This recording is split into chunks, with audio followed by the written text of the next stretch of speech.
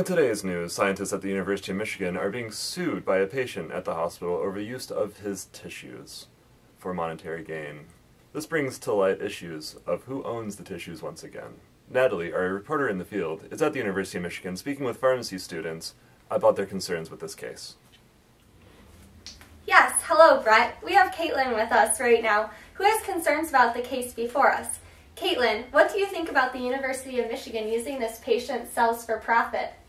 I believe it is wrong. Our tissues and blood are our property. There's no reason that the University of Michigan should be able to make a profit off someone else's body.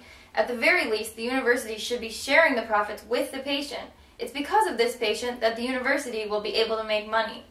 I support research to come up with better treatment options for patients, but as a healthcare student, I remain concerned about the patient's privacy and awareness about what is going to be done with their tissues. I can see that the money issue is really concerning to you. Unfortunately, there's no clear-cut answer in terms of who should be able to profit. There's a lot of debate about this issue currently going on. Since you're going to be a pharmacist, can you elaborate on your concerns about patient privacy? Yes, I'm concerned about HIPAA violations because the patient's tissue could be linked back to the patient's identity. That really raises some privacy concerns. Privacy concerns indeed. There have been some labs that code the tissues so researchers do not have patient identities. But this does not completely solve the issue, since DNA can always be analyzed to discover who it belongs to. Clearly, we need to have a better system put in check. Alright, we're done here at the University of Michigan. Back to you, Brett. We have our law expert, Kristen, joining us to speak about the concerns raised by the pharmacy student that Natalie just spoke to. Yes, the student raised some good points, but that is not the whole story. She was correct when she said that HIPAA, or the Health Insurance Portability and Accountability Act of 1996, had been violated. This rule was set in place to protect the privacy of patients and their health information. However, the law is inconsistent with the rulings on the subject of tissue ownership. Of course, when these cases come to trial, everyone thinks about the most famous of these patients, Henrietta Lacks.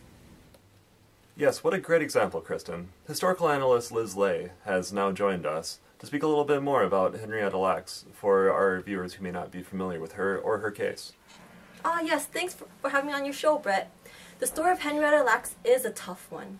She was a poor African-American woman in Baltimore, Maryland, who was being treated for cervical cancer when her cells were taken and later found to be immortal in a research lab. She died almost 62 years ago, but her cells live on to this day.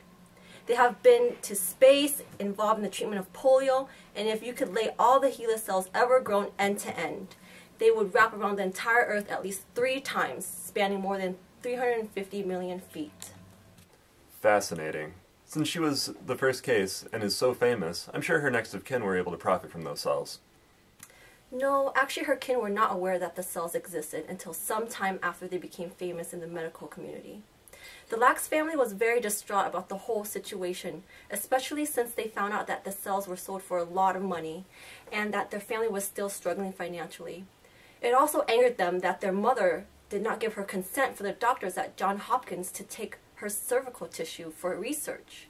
Sadly, her son Zachariah even allowed researchers to infect him with malaria so that he could afford eyeglasses. Wow, that must be hard on the family.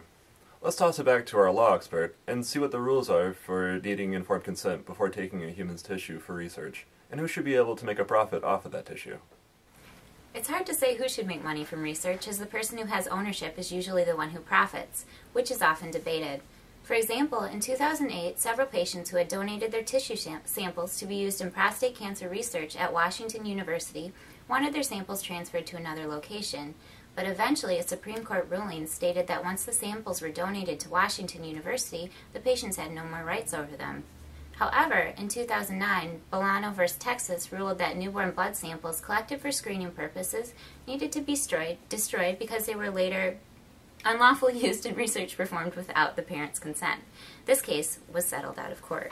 It appears that although many cases have been to trial regarding tissue ownership, many ethical issues with using tissue samples for research still remain. As seen in the opinion of the University of Michigan student, many people still believe that patients have a right to own their own tissues and have a share in those profits that are made off of the tissues. We predict that this will remain in hot debate for the future. Well, that's it for us here at Owl Action News. Stay classy, Ann Arbor.